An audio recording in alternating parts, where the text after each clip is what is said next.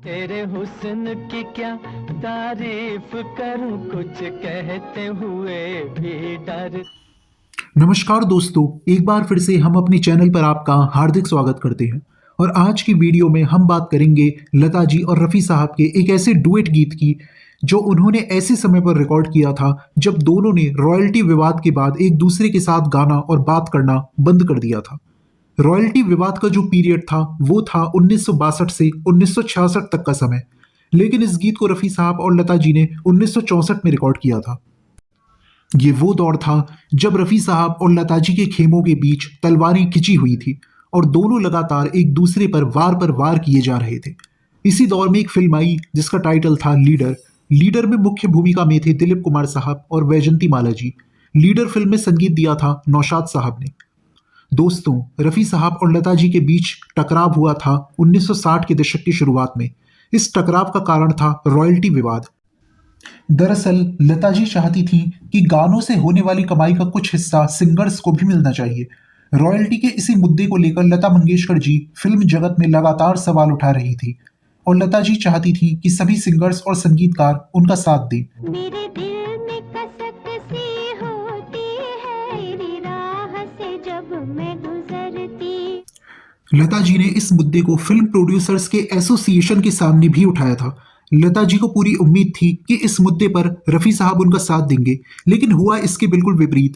रफ़ी साहब की राय लता जी की राय के बिल्कुल उलट थी। उनका मानना था कि जब फिल्मों के प्रोड्यूसर्स सिंगर को गाने की मुंह मांगी कीमत देते हैं तो फिर रॉयल्टी की क्या ज़रूरत है।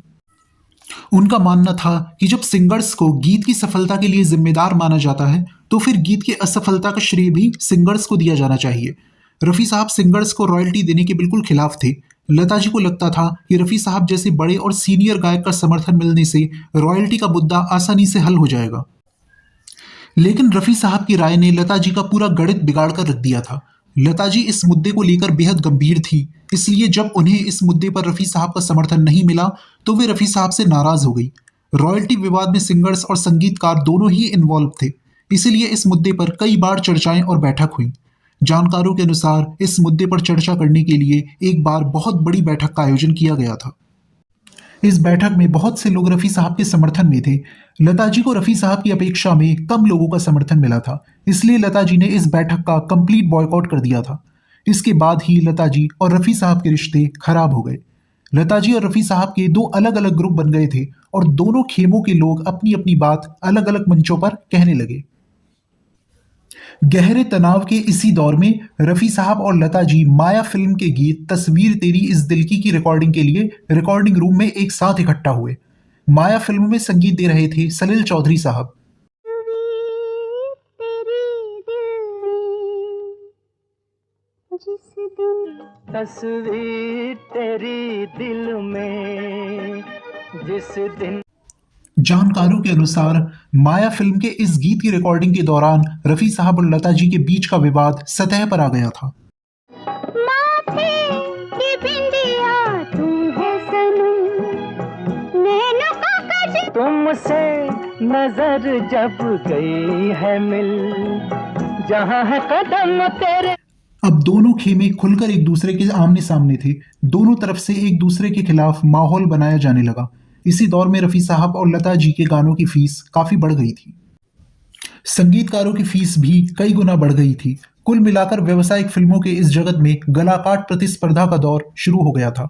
इसी दौर में संगीतकार नौशाद ने अपनी फिल्म लीडर के एक डुएट गीत को गाने के लिए रफ़ी साहब और लता जी को आमंत्रित किया। नौशाद जानते थे कि रॉयल्टी विवाद अपने पीक पर है, फिर भी उन्होंने लता जी और रफ़ी साहब से एक युगल गीत गवाने का फैसला किया।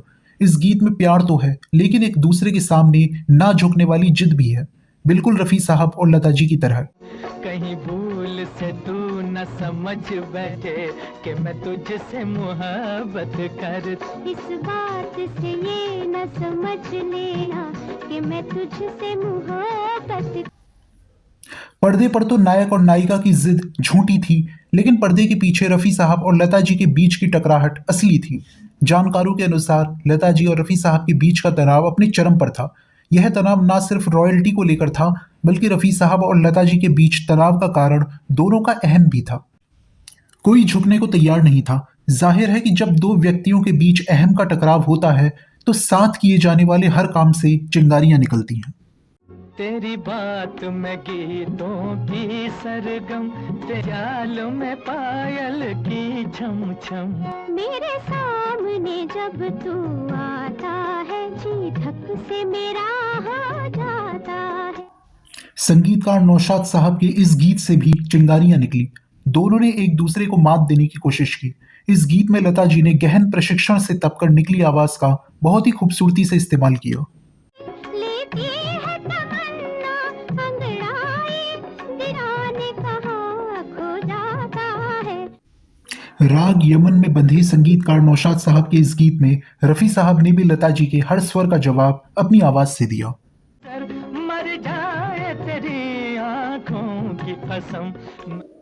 दोनों के बीच टकराव इस हद तक था कि रफी साहब को यह कहना पड़ा कि यदि लता जी मेरे साथ गाने में कोई दिलचस्पी नहीं रखती हैं तो भला मेरी उनके साथ गाने में क्या दिलचस्पी हो सकती है। बाद में संगीतकारों ने लता जी के स्थान पर उनकी बहन आशा भोसले जी और सुमन कल्याणपुर जी को लेना शुरू कर दिया था। हालांकि इससे रफी साहब को तो कोई नुकसान नहीं हुआ, मगर लता जी के लिए हालात बदल गए। 1963 से ही लता जी और रफी साहब ने एक साथ स्टूडियो में गाने से इनकार कर दिया था। इसके बाद से ही दोनों ने ना तो एक दूसरे से बात की और ना ही कोई युगल गीत गाया। 3 साल बाद 1966 में एक स्टेज शो में जिसका नाम सचिन बर्मन नाइट्स था, रफी साहब और लता जी ने दोबारा एक साथ गाया। रफी साहब और लता जी को दोबारा साथ लाने में अभिनेत्री नरगिस और मदन मोहन साहब ने भी महत्वपूर्ण भूमिका निभाई थी। इस स्टेज शो की एंकरिंग नरगिस जी कर रही थी। अचानक उन्होंने स्टेज से अनाउंस किया कि अब एक बहुत बड़ा सरप्राइज आपके सामने आ रहा है। तभी स्टेज के एक ओर से लता जी ने और दूसरी ओर से रफी साहब ने प्रवेश किया। दोनों का मौन ज्वेल थीफ के गीत दिल पुकारे आरे से टूट गया। दिल पुकारे आरे आरे आरे, दिल पुकारे जा मेरे साथी, दिल पुकार। आज के एपिसोड में इतना ही। इसी तरह के रोचक तथ्य हम आपके सामने निरंतर लेकर आते रहेंगे। अब हमें इजाजत दीजिए। धन्यवाद।